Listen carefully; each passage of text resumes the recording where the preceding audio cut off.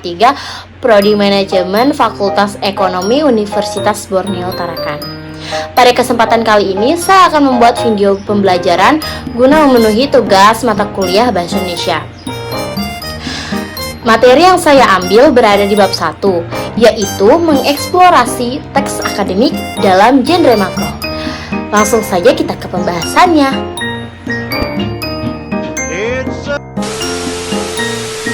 Yang pertama yaitu membangun konteks teks akademik.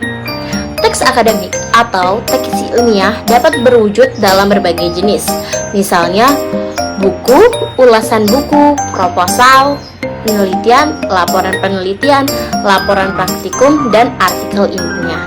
Jenis-jenis tersebut merupakan genre makro yang masing-masing di dalamnya terkandung campuran dari beberapa genre mikro seperti deskripsi, laporan, prosedur, eksplanasi, eksposisi, dan juga diskusi. Genre makro adalah genre yang digunakan untuk menamai sebuah jenis teks secara keseluruhan, dan genre mikro sendiri adalah subgenre yang lebih kecil yang terdapat di dalamnya dan dipayungi oleh genre makro tersebut. Selanjutnya, menelusuri serta menganalisis model teks akademik. Teks akademik atau teks ilmiah berbeda dengan teks non-akademik atau teks non-ilmiah. Teks akademik dan teks non-akademik ditandai oleh ciri-ciri tertentu. Untuk membedai keduanya, harus menelusuri ciri-ciri tersebut. Yang pertama yaitu mengidentifikasi ciri-ciri teks akademik dan teks non-akademik. Secara umum, teks akademik ditandai oleh sifat-sifat baku, logis, lugas, dan juga objektif. Namun demikian, definisi teks akademik dengan ciri-ciri tersebut belum memadai, karena sebuah teks yang dikatakan tidak akademik sekalipun dalam hal tertentu menunjukkan ciri-ciri akademik dan sebaliknya. Teks yang dikatakan akademik masih menampakkan ciri-ciri non-akademik. Jika demikian halnya, sebuah teks apapun jenisnya memiliki kedua ciri tersebut dalam beberapa aspeknya. Perbedaan antara teks akademik dan teks non-akademik dilihat dari kecenderungan ciri-ciri yang dikandung oleh teks tersebut. Teks akademik diasosiasikan dengan teks tulis dan teks non-akademik diasosiasikan dengan teks lisan. Teks tulis bukan berarti teks dimediakan dengan tulisan. Sebaliknya, teks lisan bukan teks yang dituturkan secara lisan. Sebagai contoh, teks berita yang didengarkan di radio adalah teks tulis yang dimediakan secara lisan, dan naskah drama dalam bentuk dialog adalah teks lisan yang dimediakan dengan tulisan. Yang kedua yaitu menganalisis pentingnya teks akademik. Jenis-jenis teks yang sering dijumpai sebagai teks akademik di lingkungan perguruan tinggi antara lain buku, ulasan buku, proposal penelitian, proposal kegiatan, laporan penelitian yang dapat berbentuk tugas akhir, skripsi, tesis, atau disertasi, laporan kegiatan, dan artikel ilmiah yang sering disebut paper atau makalah. Jenis-jenis teks tersebut termasuk ke dalam genre makro. Nama-nama genre yang digunakan adalah nama-nama jenis teks itu sendiri. Di dalam masing-masing genre makro itu mungkin ditemukan sejumlah genre mikro. Dengan demikian, sebuah jenis teks, misalnya artikel ilmiah, yang di dalamnya terdapat subbab-subbab seperti pendahuluan, kajian pustaka, hasil, pembahasan, dan juga kesimpulan adalah genre makro yang berfungsi menjadi payung dan beberapa genre mikro yang ada di dalamnya. Misalnya pada subbab pembahasan terkandung genre mikro, diskusi, dan eksplanasi, dipayungi oleh genre makro tersebut. Mengapa kita memerlukan teks akademik dalam berbagai genre makro? Jawabannya, sebagai insan akademik, pada saat merancang penelitian atau kegiatan, diperlukan teks yang disebut proposal penelitian ataupun proposal kegiatan. Setelah melakukan penelitian atau kegiatan, kita perlu melaporkannya kepada pihak lain dalam teks yang disebut laporan penelitian atau laporan kegiatan. Demikian pula pada saat kita menyampaikan pemikiran di forum seminar atau mengomunikasikannya di jurnal, kita perlu memformulasikannya dalam teks yang disebut artikel ilmiah. Selanjutnya kita akan membahas membangun teks akademik secara bersama-sama. Yang pertama, menggali dan mengevaluasi lebih jauh ciri-ciri teks akademik. Berikut adalah perbedaan teks akademik dan non-akademik. Teks akademik, yang pertama teks akademik, tulis atau ilmiah. Ciri-cirinya yaitu sederhana dalam hal struktur kalimat, padat informasi, padat akan kata-kata leksikal, banyak memanfaatkan nominalisasi, banyak memanfaatkan metafora gramatika, dan karenanya banyak mengandung ungkapan yang inkongruen. Banyak memanfaatkan istilah teknis, bersifat taksonomik dan abstrak, banyak memanfaatkan sistem pengacuan estafora, banyak memanfaatkan proses relasional identifikatif untuk membuat definisi atau identifikasi, dan proses relasional atributif untuk membuat deskripsi, bersifat monologis, dan untuk itu lebih banyak mendayagunakan jenis kalimat indikatif deklaratif. Selanjutnya, memanfaatkan bentuk pasif untuk memberikan tekanan kepada pokok persoalan dikemukakan, bukan kepada pelaku, dan akibatnya teks akademik menjadi objektif, bukan subjektif. Selanjutnya, seharusnya tidak mengandung kalimat minor. Seharusnya tidak mengandung kalimat gramatikal. Biasanya mengambil genre faktual seperti deskripsi, prosedur, eksplanasi, eksposisi, dan diskusi, bukan penceritaan fiktif. Adapun ciri-ciri dari teks non-akademik, yaitu lisan non-ilmiah. Yang pertama, rumit dalam struktur kalimat. Yang kedua, cenderung tidak padat informasi, padat akan kata-kata struktural, cenderung sedikit memanfaatkan nominalisasi, cenderung sedikit memanfaatkan metafora gramatika, dan karenanya tidak banyak mengandung ungkapan yang inkongruen, cenderung sedikit memanfaatkan istilah teknis, lebih konkret, dan cenderung tidak bersifat taksonomik, tidak menunjukkan pengacuan estafora sebagai ciri penting, tidak menonjol pada salah satu jenis proses saja, bersifat dialogis, dan untuk itu mendayagunakan jenis kalimat yang lebih bervariasi, memberikan tekanan kepada pelaku dalam peristiwa dialog, sehingga pelaku peristiwa yang menjadi lebih penting tersebut menimbulkan sifat subjektif, sering mengandung kalimat minor, sering mengandung kalimat gramatikal, dan yang terakhir mengambil genre yang lebih bervariasi dan dapat faktual atau fiksional. Ciri-ciri yang dapat membedakan teks akademik dan non-akademik tersebut tidak lain adalah ciri-ciri leksikogramatika, kata-kata dalam susunan beserta makna yang dihasilkan yang ada di tingkat leksis atau kata, kalimat, dan wacana. Ciri-ciri itu terlihat antara lain dari pemilihan leksis, kelompok kata, kompleksitas kalimat, dan struktur teks. A. Teks akademik bersifat sederhana dalam struktur kalimat. Kesederhanaan teks akademik terlihat dari struktur kalimat yang sederhana. Melalui penggunaan kalimat simpleks, perbedaan antara kalimat simpleks dan kalimat kompleks tidak diukur dari panjang pendeknya, tetapi dari jumlah aksi atau peristiwa yang dikandung. Kalimat simpleks adalah kalimat yang hanya mengandung satu aksi atau peristiwa, sedangkan kalimat kompleks adalah kalimat yang mengandung lebih dari satu aksi atau peristiwa dan dapat dinyatakan dengan hubungan parataktik atau hipotaktik. Kesederhanaan struktur pada kalimat simpleks tersebut mengandung ciri keilmiahan teks akademik. Hal yang membuat kalimat simpleks kadang-kadang panjang sehingga tidak terkesan sederhana adalah pemadatan informasi yang terdapat pada kelompok nomina yang digunakan untuk memperluas unsur subjek dan pelengkap. Dengan demikian, kesederhanaan pada struktur kalimat simpleks belum tentu merupakan kesederhanaan pada struktur kelompok nomina. Jenis kalimat kompleks yang cenderung dipilih adalah kalimat kompleks yang berhubungan secara hipotaktik dengan konjuksi seperti apabila, karena, dan ketika. Bukan kalimat kompleks yang berhubungan secara parataktik dengan konjuksi seperti dan, kemudian, dan lalu. Selanjutnya, teks akademik padat informasi. Yang dimaksud padat pada teks akademik adalah padat akan informasi dan padat akan kata-kata leksikal. Pada sisi kalimat simpleks, informasi yang dipadatkan dapat berupa kalimat sematan yang ditandai oleh atau kelompok adverbial yang ditandai oleh. Pada sisi nominalisasi, pemadatan informasi terjadi di tingkat leksis.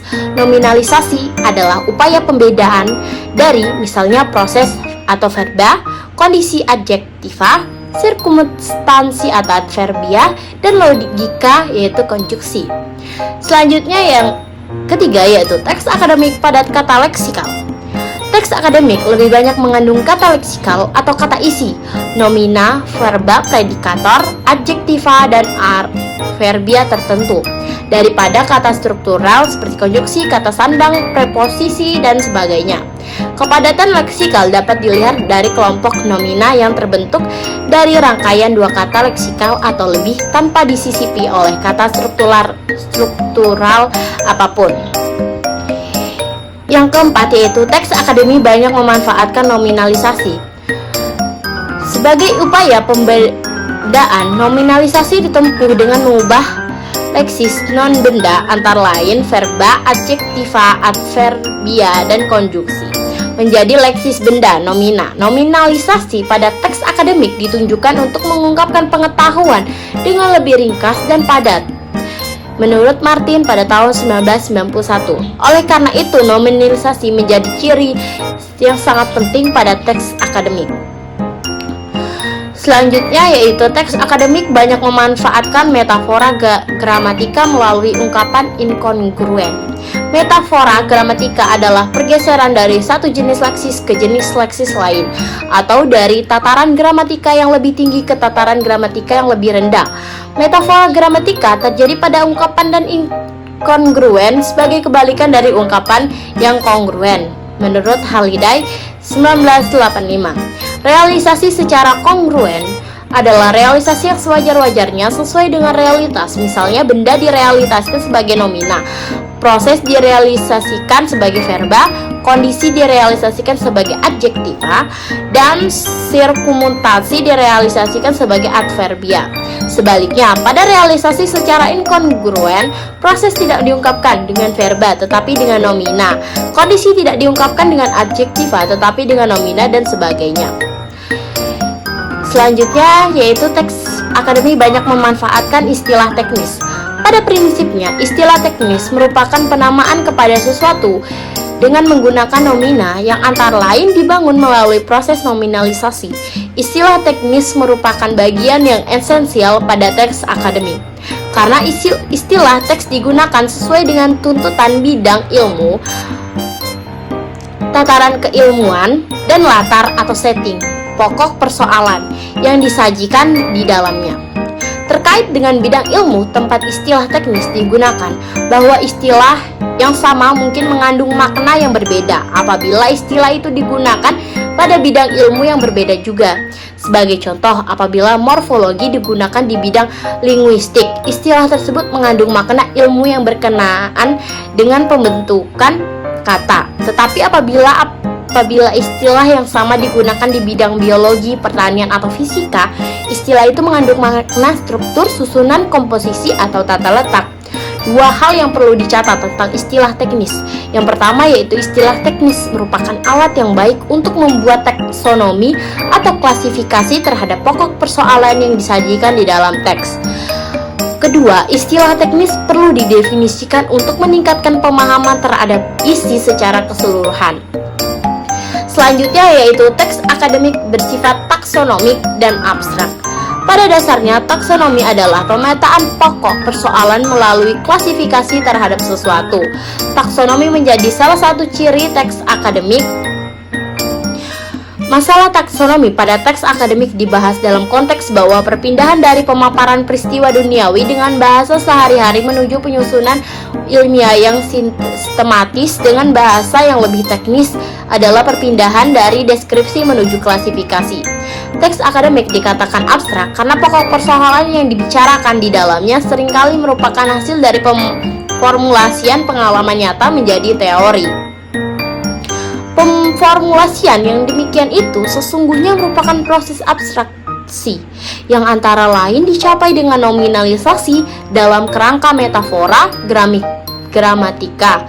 Proses abstraksi tersebut digunakan untuk memahami dan menginterpretasikan realitas. Selanjutnya yaitu teks akademik banyak memanfaatkan sistem pengacuan estafora. Sebagai pengacuan di dalam KN, pengacuan estafora dimanfaatkan pada teks akademik untuk menunjukkan prinsip generalitas bahwa benda yang disebut di dalam kelompok nomina tersebut bukan benda yang mengacu kepada penyebutan sebelumnya. Kelompok nomina dengan penegas sebagai pengacuan estafora menjadi ciri penting pada teks akademik. Selanjutnya, adapun teks akademik banyak memanfaatkan proses relasional identifikatif dan proses relasional atributif. Proses relasional identifikatif merupakan alat yang baik untuk membuat definisi atau identifikasi terhadap sesuatu, sedangkan proses relasional atributif merupakan alat yang baik untuk membuat deskripsi dan menampilkan sifat, ciri, atau keadaan benda yang sedang dideskripsikan tersebut. Mengenai pentingnya proses relasional identifikatif untuk membuat definisi pada teks akademik, menyatakan bahwa biasanya definisi dibuat terhadap istilah teknis. Namun demikian, tidak semua istilah teknis yang belum umum didefinisikan atau diidentifikasikan. Melalui proses relasional identifikatif, definisi berfungsi untuk mentransfer pengetahuan umum ke dalam pengetahuan yang lebih khusus. Kenyataan tentang sedikitnya istilah teknis yang didefinisikan pada teks-teks akademik itu menyebabkan teks-teks tersebut secara ideasional cenderung sulit dicerna. Mengenai pentingnya proses relasional atributif untuk membuat deskripsi pada teks akademik dapat dinyatakan bahwa menampilkan sifat, ciri, atau keadaan pokok persoalan yang diketengahkan berarti membuat deskripsi tentang pokok persoalan tersebut. Selanjutnya, teks akademik bersifat monologis. Dengan banyak mendaya gunakan kalimat indikatif deklaratif, sifat monologis pada teks akademik mengandung arti bahwa teks tersebut memberikan informasi kepada pembaca dalam satu arah. Untuk memenuhi sifat monologis tersebut, teks akademik mendaya gunakan kalimat indikatif deklaratif yang berfungsi sebagai proposi memberi, berbeda dengan kalimat indikatif interrogatif yang berfungsi sebagai proposi meminta, atau kalimat imperatif yang berfungsi sebagai proposal meminta. Pada teks akademik, penulis tidak meminta kepada pembaca untuk melakukan sesuatu atau jasa, dan juga tidak meminta informasi tetapi memberi informasi. Selanjutnya yaitu teks akademik memanfaatkan bentuk pasif untuk menekankan pokok persoalan bukan pelaku, dan akibatnya teks akademik menjadi objektif bukan subjektif. Ciri bahwa teks akademik memanfaatkan bentuk pasif sudah lama dibahas, tetapi kenyataan ini hendaknya tidak dipahami sebagai kebalikannya, bahwa teks akademik tidak memanfaatkan bentuk aktif. Penggunaan bentuk pasif pada teks akademik dimaksudkan untuk menghilangkan pelaku manusia sehingga unsur kalimat yang berperan sebagai subjektif dijadikan pokok persoalan yang dibicarakan di dalam teks tersebut. Pada konteks jenis proses, pelaku yang dihilangkan tersebut adalah pelaku yang melakukan perbuatan fisik atau non-fisik, khususnya pada proses material, mental, verbal, dan perilaku, bukan pada proses relasional atau eksistensial. Meskipun dimungkinkan dengan menghilangkan pelaku dan lebih mementingkan peristiwa yang terjadi, teks akademik menunjukkan sifat objektif pada konteks ini. Bentuk pasif merupakan sarana untuk menyajikan aksi, kualitas, dan peristiwa tersebut sebagai objek. Dengan demikian, pada teks akademik terjadi objektifikasi. Selanjutnya yaitu teks akademik seharusnya tidak mengandung kalimat minor. Kalimat minor adalah kalimat yang tidak lengkap. Kalimat minor berkekurangan salah satu dari unsur pengisi subjek atau finit atau predikator. Akibatnya kalimat tersebut dapat dianalisis dari sudut pandang leksikogramatika serta tidak dapat pula dianalisis menurut jenis dan fungsinya. Keberadaan kalimat minor pada teks akademik tidak saja menyebabkan tidak dapat diidentifikasinya unsur-unsur leksikogramatika secara ideasional atau interpersonal, tetapi juga menyebabkan terhentinya arus informasi secara tekstual. Selanjutnya, teks akademis seharusnya tidak mengandung kalimat tak gramatikal. Kalimat tak gramatikal adalah kalimat yang secara gramatikal mengandung kekurangan atau kelebihan unsur-unsur tertentu, misalnya kata-kata leksikal seperti nomina dan verba, atau kata-kata struktural seperti konjungsi dan preposisi. Teks akademik yang mengandung kalimat tak gramatikal, baik yang berkurang maupun yang berlebihan unsur tertentu, adalah teks yang menunjukkan ciri bahasa tak baku. Oleh karena itu, derajat keilmiahan teks tersebut berkurang. Teks yang selanjutnya yaitu teks akademik tergolong ke dalam genre faktual, bukan genre fiksional. Artikel ilmiah adalah teks akademik yang tergolong ke dalam genre faktual, bukan genre fiksional. Teks tersebut dikatakan faktual karena ditulis berdasarkan pada kenyataan empiris, bukan pada rekaan atau khayalan. Selanjutnya, menyajikan teks akademik dalam berbagai genre makro. Yang pertama, ulasan buku. Ulasan buku disebut juga timbangan buku, adalah tulisan yang berisi tentang kritik terhadap buku yang dimaksud. Ulasan buku memiliki struktur identitas, orientasi, tafsiran, isi, evaluasi, rangkuman, evaluasi. Masing-masing tahapan pada struktur teks itu mengandung genre mikro yang berbeda-beda, bergantung kepada fungsi retoris setiap tahapan itu. Selanjutnya, proposal. Proposal merupakan tulisan yang berisi rancangan penelitian atau rancangan kegiatan. Proposal dapat berupa proposal penelitian atau proposal kegiatan. Proposal penelitian memiliki struktur teks pendahuluan, landasan teori, dan tinjauan pustaka, metodologi penelitian. Adapun proposal kegiatan memiliki struktur teks pendahuluan, tata laksana kegiatan, penutup. Masing-masing tahapan pada struktur teks proposal mengandung genre mikro yang berbeda-beda sesuai dengan fungsi retoris masing-masing tahapan tersebut. Selanjutnya, ada pun laporan. Laporan dikelompokkan menjadi laporan penelitian dan laporan kegiatan. Struktur laporan penelitian atau pendahuluan, landasan teoritis, dan tinjauan pustaka, metodologi penelitian, hasil pembahasan, dan penutup. Adapun struktur laporan kegiatan antara lain pendahuluan, deskripsi kegiatan, pelaksanaan kegiatan, dan penutup. Masing-masing tahapan pada struktur teks tersebut mengandung genre mikro yang berbeda-beda sesuai dengan fungsi retoris masing-masing tahapan tersebut. Selanjutnya, adapun artikel ilmiah. Artikel ilmiah dikelompokkan menjadi artikel penelitian dan artikel konseptual. Artikel penelitian adalah laporan penelitian yang disusun dalam bentuk artikel. Oleh sebab itu, struktur teks artikel penelitian sama dengan struktur teks laporan penelitian. Di pihak lain, artikel konseptual adalah artikel sebagai hasil pemikiran mengenai sesuatu secara konseptual. Struktur artikel konseptual lebih fleksibel, bergantung kepada cakupan pokok persoalan dan konsep atau teori yang digunakan untuk membicarakan pokok persoalan tersebut. Setiap tahapan pada struktur teks artikel ilmiah mengandung genre mikro yang berbeda-beda sesuai dengan fungsi retoris masing-masing tahapan tersebut. Yang terakhir, kesimpulan. Teks akademik atau teks ilmiah dapat berwujud dalam berbagai jenis, misalnya buku, ulasan buku, proposal penelitian, laporan penelitian, laporan praktikum, dan juga artikel ilmiah. Jenis-jenis tersebut merupakan genre makro yang masing-masing di dalamnya terkandung campuran dari beberapa genre mikro seperti deskripsi, laporan prosedur, eksplanasi, eksposisi, dan juga diskusi. Sekian yang dapat saya sampaikan, kurang dan lebihnya mohon dimaafkan. Wassalamualaikum warahmatullahi wabarakatuh.